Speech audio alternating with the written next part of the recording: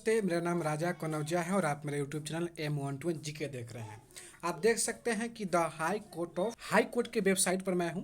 आपके सामने भी यह शो कर रहा होगा। आखिर मैं इस वेबसाइट पर कर क्या रहा हूं? इस पर एक डिसीजन आया हुआ है जो दिव्यांगता से रिलेटेड है और वह डिसीजन टीआरई से है। टीआरई से है, ठीक है। टीआरई 1, 2, 3 और 4 बहुत ज़्यादा इम्पोर्टेंट है वो डिसीजन, जजमेंट, जिसके बारे में मैं बहुत अच्छे से समझाऊंगा, आपको बताऊंगा। और दिव्यांग लोग भी ज़रूर से ज़रूर इसको देखेंगे। और जो बाहरी लोग हैं, बाहरी, वो भी ध्यान से देखेंगे। और जो बिहार राज्य के मूल निवासी है, जिसमें 5 नंबर से छूट दिया गया था बाहरी महिलाओं को, निःशक्तों को सीटेट में, उसके बारे में डिसीजन आया है। वो डिसीजन मैं आपको बताने वाला हूँ पूरी तरह, अच्छी तरह से, ठीक है। तो आपको पहले बता दूं कि वो डिसीजन जो है सो 2 फरवरी को डिसीजन आया था और उसको अब अच्छे से मैं भी समझ गया हूँ और आपको बताने वाला हूँ। तो चलिए वो डिसीजन डाउनलोड कर लेता हूँ और आपको बारी बारी से वो बताता हूँ कि डिसीजन क्या है, किस तरह का मैटर है। यही वो डिसीजन आप देख सकते हैं, सिविल राइट जुडिशियरी, यहाँ पर केस नंबर 18/3/43/2024। आप सबको पता है कि दिव्यांग आरक्षण को लेकर मैं हरदम वीडियो बनाता हूँ। यह पार्ट 4 है, ठीक है। पार्ट कितना है? 4 है। अगर 1, 2, 3 पार्ट नहीं देखे हैं तो जाकर मेरे यूट्यूब चैनल पर देख लीजिए, M121 जीके पर आपको मिल जाएगा और पार्ट 4 है। तो उस पर बाहरी दिव्यांग जो कैंडिडेट हैं उन्होंने कमेंट किया था कि आप झूठ बोल रहे हैं, या ऐसा कुछ नियम नहीं है, बाहरी दिव्यांग को भी आरक्षण मिलता है, मिलना चाहिए। आपको जो है हाई कोर्ट का डिसीजन है उसको पढ़ना चाहिए। तो यही उन्होंने कमेंट में यह जिक्र किया था। तो सोचा कि ठीक है, मैं भी पढ़ लेता हूँ और क्या सच्चाई है उसको मैं बता देता हूँ। देखिए मैटर क्या है, आप देख सकते हैं कि इसमें इन लोगों ने जो है सो हाई कोर्ट में केस किया था। मैटर क्या है? मैटर यह है कि मुंगेर जिले में ये लोग पदस्थापित थे स्कूल में। TRE 1 का मामला है, TRE 1 का, ठीक है। तो उन लोगों ने सीटेट में 5 नंबर कम था, जिसमें से 2 दिव्यांग भी कैंडिडेट थे और बाकी लोग ठीक ठाक थे। वो उत्तर प्रदेश के निवासी थे।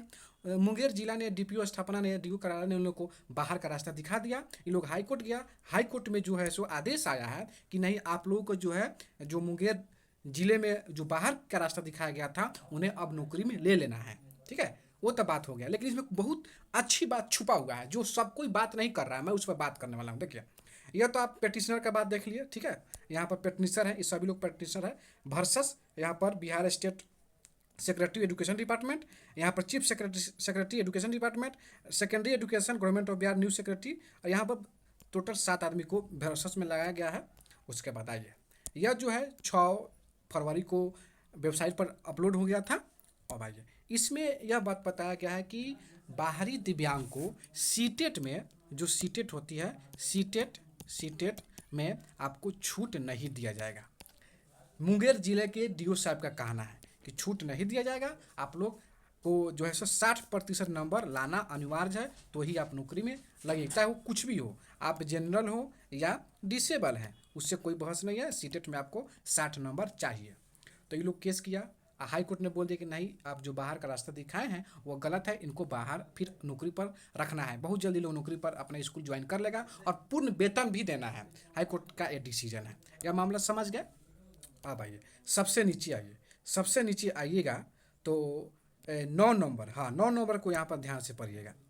Learn senior counsel for the petitioner submit that the recorded hair noble, ठीक है, the petitioner and differently abled, यानी दिव्यांग candidate are the residently of UP and the realization has been given under the Disability Act and rule and central enactment and not a account of the Bihar reservation of vacancy in post in service SC ST and OBC Act 1991. It is future submitted that the state of Bihar cannot discriminate differently able candidate based on residentially, ठीक है। हो सकता है कि मेरे उच्चारण में कुछ गलती हुआ हो, उच्चारण में गलती हो सकता है, लेकिन मेरा जो भावना है वह गलती नहीं है।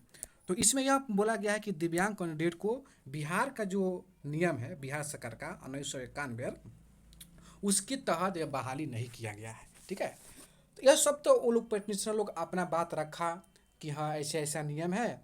तो इसमें क्या हुआ ना, इसमें एक और बात है। यहाँ पर 10 नंबर पॉइंट को जो पढ़िएगा तो यह सब प्रांतांक दिनांक संख्या है मुंगेर जिला का, इन लोगों ने यह बात बताया है। इसी का सबसे महत्वपूर्ण बात है नीचे, आइएगा आप, यहाँ पर देखिए सीटेड बीटेड यहाँ पर है ना, सीटेड बीटेड, हाँ इसमें जो है सो 5% का हवाला दिया गया था। Put up this case number, case on 24/3/2025। क्या मतलब हुआ? मतलब यह हुआ कि ठीक है, आपको नौकरी में रखा जाता है, लेकिन अगली सुनवाई 24/3/2025 को होगी। अगली सुनवाई कब है? 24/3/2025। यह एक तरफा जजमेंट है, यह पूर्ण जजमेंट नहीं है। इसको हाफ जजमेंट आप समझ लीजिए। जो बाहरी कैंडिडेट खुश हो रहे हैं उनको ज़्यादा खुश होने की आवश्यकता नहीं है, क्योंकि यह एक तरफा जजमेंट था। और बिहार के जो महाधिवक्ता हैं, एडवोकेट हैं, उन्होंने बोला था कि मुझे समय दीजिए इस अपना पक्ष रखने के लिए। तो जज साहब ने क्या किया कि ठीक है, उनको नौकरी में आप ले लीजिए, बहाल कर लीजिए, और अगली सुनवाई 24/3/2025 को होगा। उस समय जो होगा वह देखा जाएगा। उनको रहना है परमानेंट या नहीं रहना है, बाहर का रास्ता दिखाना है, या 24/3/2025 को डिसाइड होगा। तो जो खुश हो रहा है ना, या ज़्यादा दिन आपका खुशी नहीं है, 24/3 यानी ज़्यादा दिन, एक मंथ है। ठीक है, चलिए अब नीचे आइए। देखिए यहाँ पर बताया गया है, it is made clear that this order will bind the authorities only with respect to the petitioner hearing. यानी इस केस में जो भी लोग पेटिशनर है सिर्फ उन्हीं लोग पर लागू किया जाता है, अदर लोगों पर लागू नहीं होगा।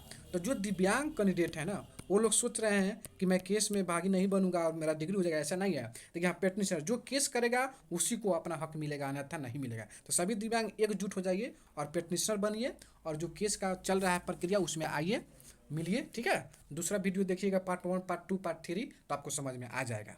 तो मेन बात यह हुआ कि जो बाहरी दिव्यांग जो खुश हो रहे हैं ना, वो ज़्यादा खुशी ना हो। आप सबको जरूर न्याय मिलेगा। ठीक है, आप सभी दिव्यांग हैं, तो दिव्यांग को, बाहरी दिव्यांग को आरक्षण नहीं देना है। वो गलती से मिल गया है तो मिलने दीजिए। कब तक मिलेगा? जब तक हाई कोर्ट डिसीजन नहीं देती है।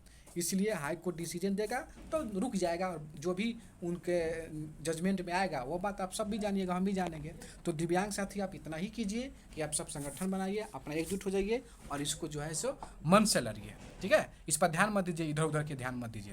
और बाहरी जो कैंडिडेट है वो भी मेरा दुश्मन नहीं है, मैं उनका दुश्मन नहीं हूँ। देखिए, आप जो लोग जो भला बुरा मुझे बोल रहे हैं ना, वो बोलने का अधिकार आपको नहीं है, क्योंकि जो लेटर है, जो नियम है, मैं उसी का बात बता रहा हूँ। बीपीएससी आरक्षण दे रही है तो वो अलग बात है, दे रही है तो आप लीजिए। मैं ये नहीं कर रहा हूँ कि वो दे रही है तो आप मत लीजिए, लीजिए।